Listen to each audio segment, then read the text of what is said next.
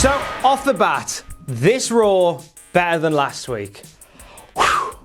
But there is one particular decision made on this particular night of Monday Night Wrestling that has left me wondering which flaming galah booked that. This is Raw Graded.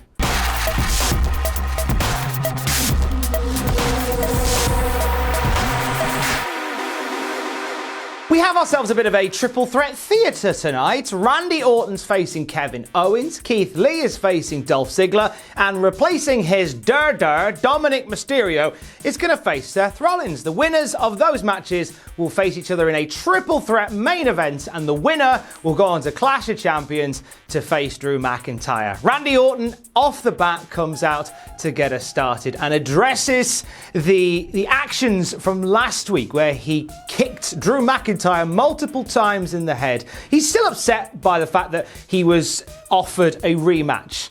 He feels like it was sort of he was looked down upon. He was then addressing how he was referred to as entitled, and he completely agrees. Says he is indeed entitled, and tonight he will jump through the hoops needed to become the #1 contender, and then he'll become WWE champion at Clash of Champions.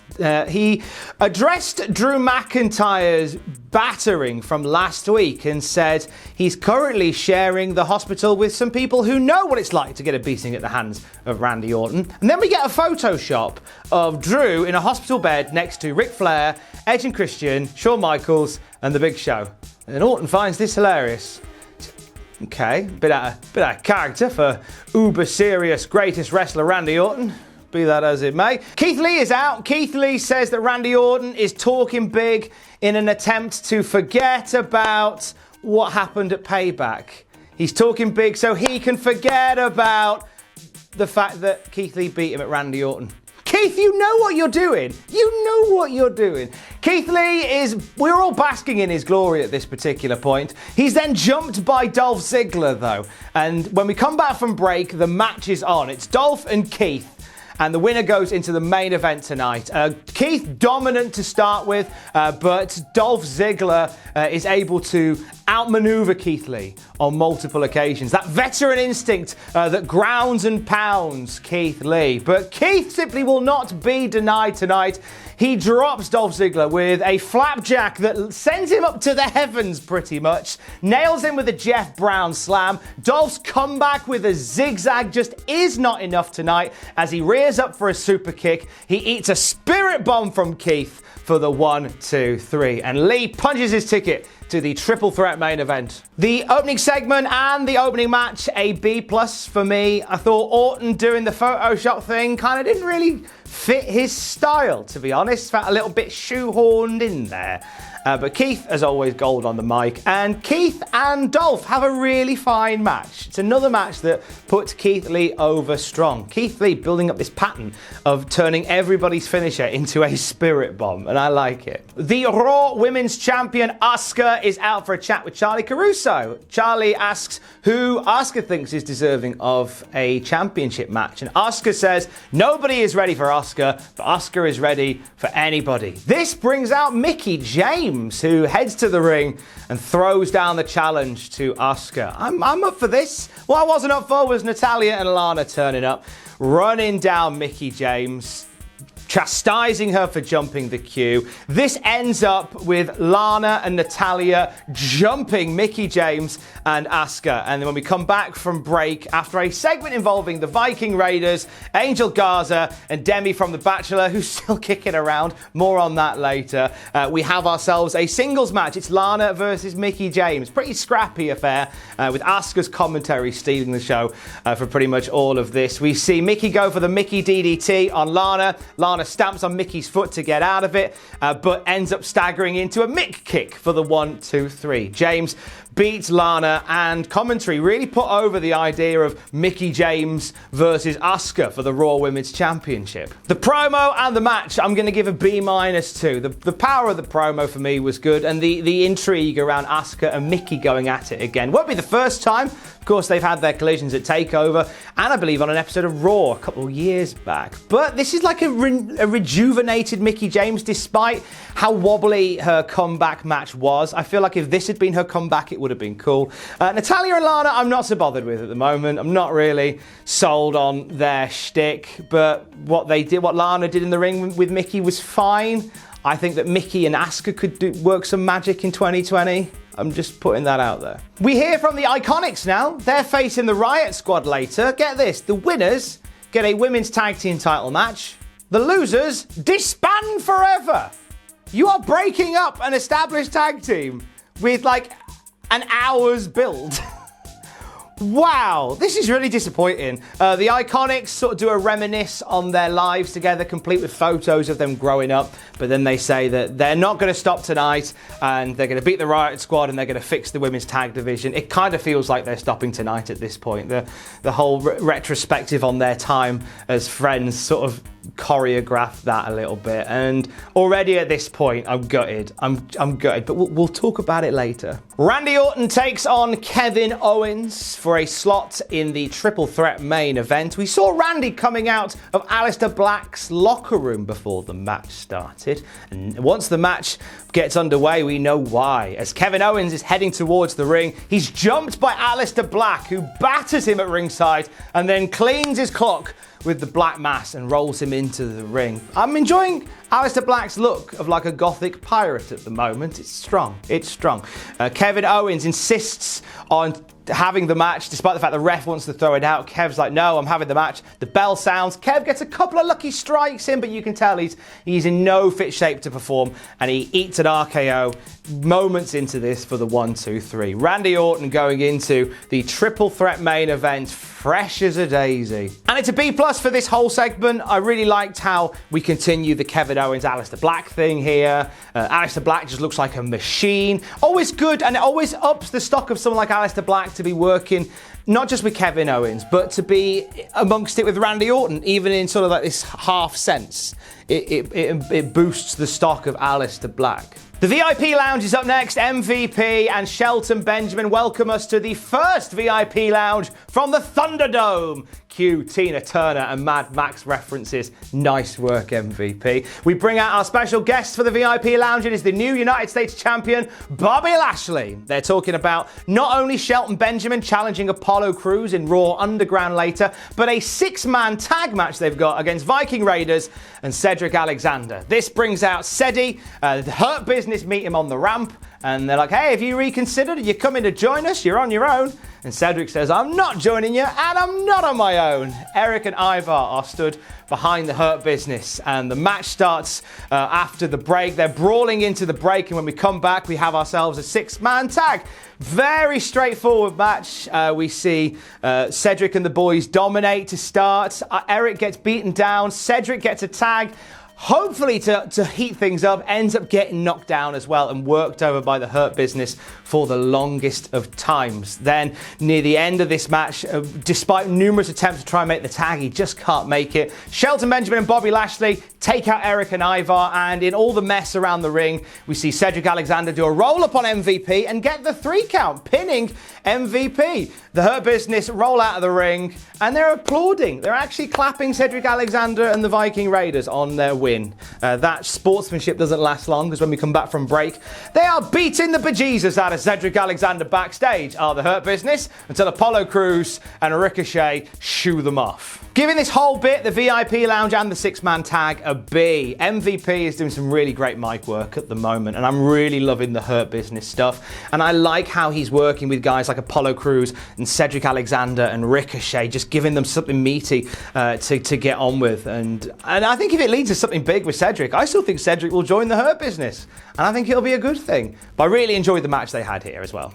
Next, one team will get a title match, the other team will disband forever with about an hour's build. IIconics versus Riott Squad. It's a bit of a retread of the kickoff show match they had, but without the possible dissension on the Riott Squad side. And we see Morgan taking a bit more of a shoe-in in this one than Ruby. Morgan, after getting beaten down by the IIconics for a long while, gets a hot tag to Ruby Riott, who runs Riot in the ring. At one point, we see Peyton Royce is going to take out Ruby from the side, and Liv Morgan swings in to put a stop on that. We get a series of roll-ups between Billie Kay and Ruby, and Billie Kay and Ruby. Then Ruby stacks up Billie Kay, gets the 3, and that's it. IIconics are done. That's the end of the IIconics. Ruby Riott and Liv Morgan get a title match. IIconics are finished forever. We have an amazing tantrum in the ring from Billie Kay and Peyton Royce, which turns into tears and hugging. And then we cut away because we've got a show to crack on with. Giving the whole thing a C+. It was a fine match. It was a good match. It wasn't terrible. I'm just really disappointed with how this went down. Like, you have proved with the Ruby Riott Liv Morgan thing that you can slow build stuff on the lower part of the card. You can slow build it, and you choose not to here. You chose just to go, all right, this week IIconics are breaking up. It's not the end of the night for the IIconics, as we'll talk about in a short while's time, but I'm really disappointed with just the lack of build, like the lack of respect for a team like the IIconics, who I've really, overall, have enjoyed the work of. Like, in terms of tag teams within the women's division, like, they're a solid part of it, or at least they were, and it just seems ridiculous just to bin them off. Just to bin them off.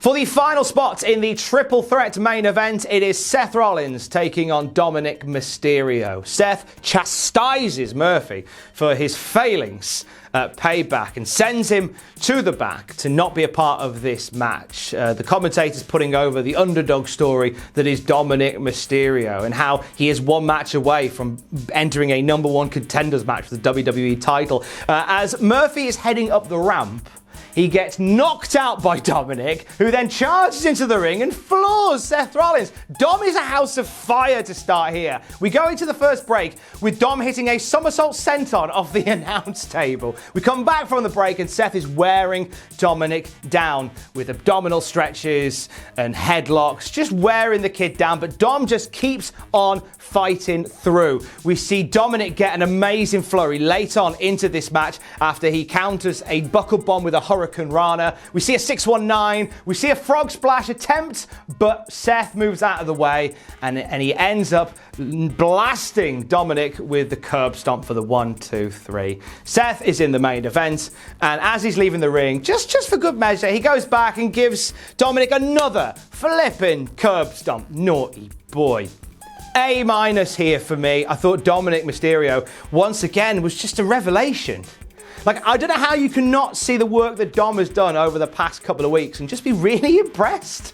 Like, he just feels like a natural fit within the roster now. And for somebody so young and so new to it, it's a massive credit to him. And obviously, as we said on the SummerSlam graded video, you're only as good as your dance partner, and he's in there with Seth. And Seth Rollins can bring out the best in people. And that's true. Regardless of that, they dance together really, really well. So top marks to Dominik Mysterio here. Don't know what's going to happen with Dom going forward, because obviously the stuff with him and his dad was a big part of the show, and now Ray is out with torn triceps. So we don't know what will happen with Dominik going forward, whether he will stay as a key member of the roster or not. I guess we'll all find out together, won't we? It is time for Raw Underground. Yay! What wildness will we have this week? What inconsistent madness will we be enduring this week? Well, we start with Titus ONeil beating people up left, right, and centre like he's the world's angriest dad.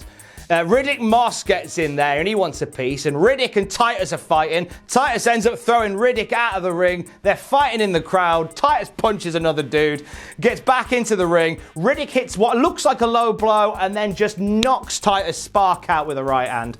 And that's the end of that. Riddick stands tall, but Titus looked like a beast in there. Amazing scenes. They won't do anything with it. Back to Raw Underground in a bit. We see Akira Tozawa get hoodwinked in the parking lot by R-Truth and a referee dressed as staff. This leads to R-Truth becoming the 24/7 champion and running off into the building. Akira Tozawa gives chase in a van loaded with ninjas. He throws the referee in there for good measure as well. This either means Akira Tozawa is about to become the 24/7 champion once again, or that referee has just joined El Legado del Fantasma.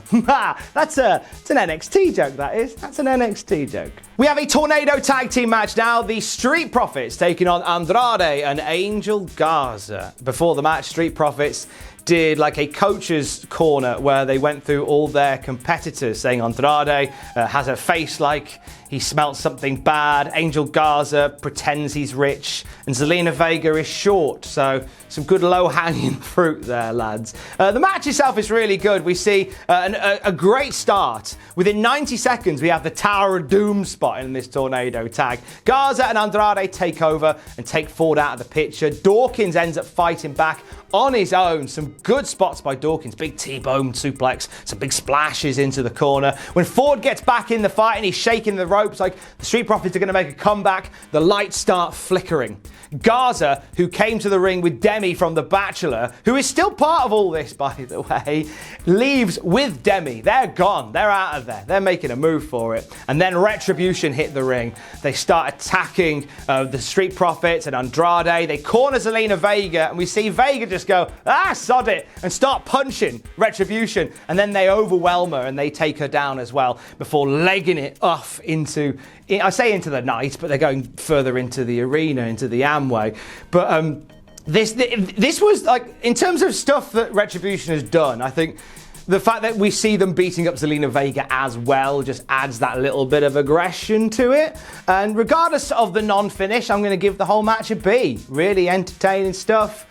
Some quite good moments in there. A lot of it felt quite rushed at points, and then the finish was a bit of a retread of Retribution stuff, with the exception of beating up Zelina Vega. That felt a little bit edgy, but I'm going to give it a B. It was good times. We go back to Raw Underground. IIconics are there, looking a bit despondent after earlier on, but they're there just to chill and watch some good old fighting. And in the ring we see, hang on.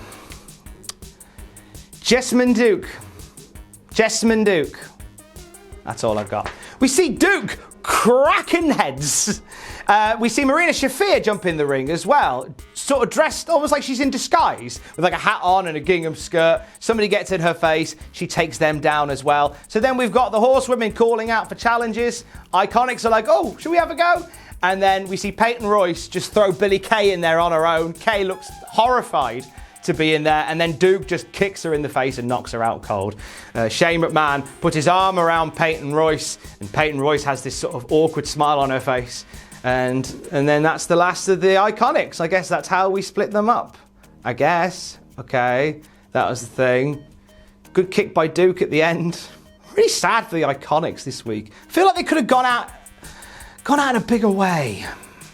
Maybe. The talk is that there's high hopes for Peyton Royce to become a strong singles competitor, and that's why they've broken them up. But did you have to do it this week and this quick? Could you not have had some fun in the build to the breakup? No, we have to do it now, like right now and immediately. Like, are we on a countdown here? Are we getting paid by the hour? It annoys me as well. Don't know whether you can tell.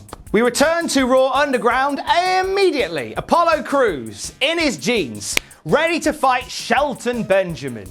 In the ring he's got Cedric Alexander and Ricochet cheering him on. They ground and pound for a bit. Shelton looks dominant, but then Apollo applies like an arm hold that Shelton can't escape. So Shelton basically throws both himself and Apollo out of the ring to break the hold. Hurt Business, along with Apollo and Cedi and Ricky, all start fighting outside the ring. They get the fight into the ring, and it ends up with the Hurt Business just trouncing Apollo Crews and his mates. Shelton putting Apollo Crews in a sleeper to choke him out. And then the last scene on Raw Underground is the scene that most Raw Undergrounds end with Shane McMahon going, ho, I can't wait to see what happens next week on Raw Underground, as the Hurt Business sort of do this.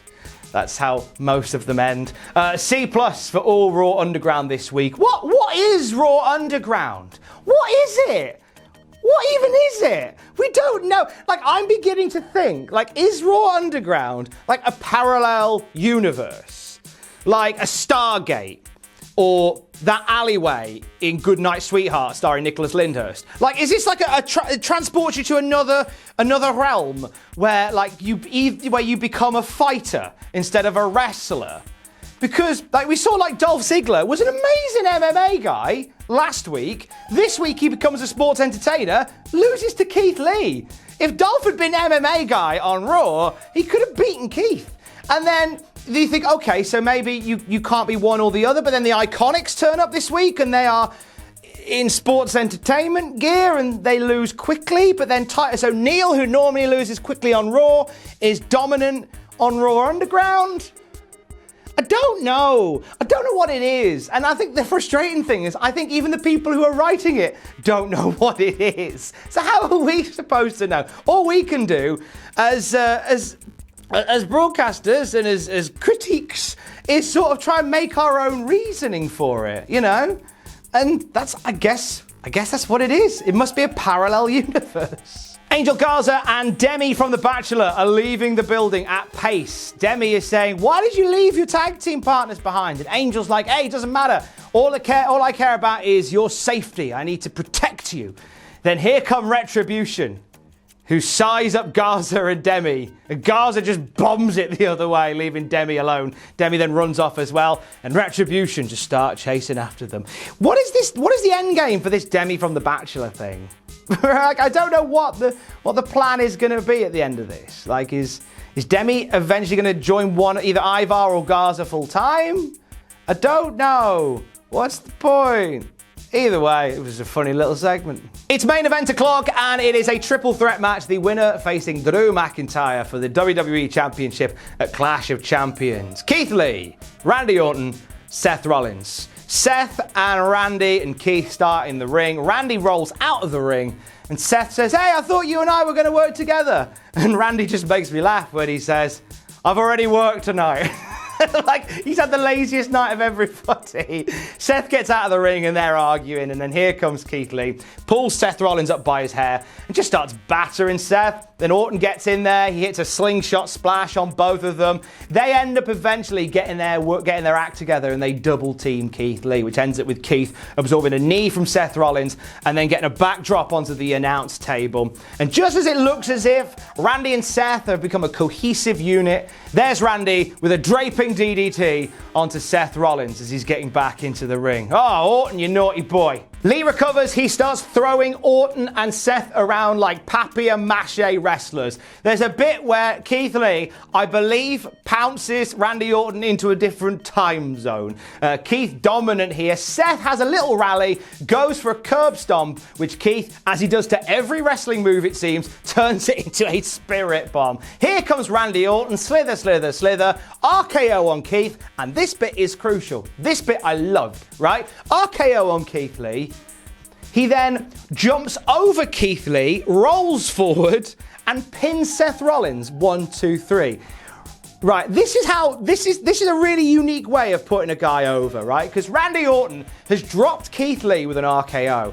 And as much as Randy loves the RKO, big fan of his own move, he knows how powerful the Spirit Bomb is, even after it's a few moments after it's been hit.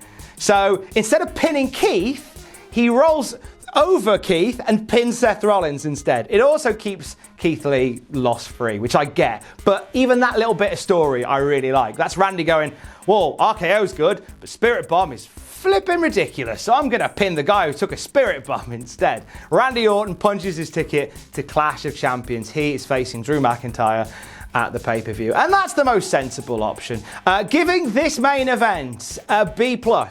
I thought it was a really, really good match. I thought it was a very basic match, though. I've talked very excitedly about it because lots of fun things happened in it. But it was a very basic match. It was very much like the two bad guys team up over the good guy. The bad guys can't get on. The good guy rallies. Very by the numbers. But it worked fine, and the right guy won. It had to be Orton. And Keith didn't look bad in it. Keith looked really strong in it as it happened. It was a good night for Keith. Good night for Keith. Giving it a B+ for the main. And overall this week, Raw gets a B. It is a marked improvement on last week's episode of Raw. Lots of good things to take away from this, including a belter of a match between Dominik and Seth Rollins that stole the night for me. Disappointed with the treatment of the IIconics. You know, I feel like they could have gone out in a better way than they did. Very much disappointed with that. I'm hoping that Billie Kay and Peyton Royce can rally and do other great things. And you don't need to go to journalism to know how great they are. Stay safe. Love you. Bye.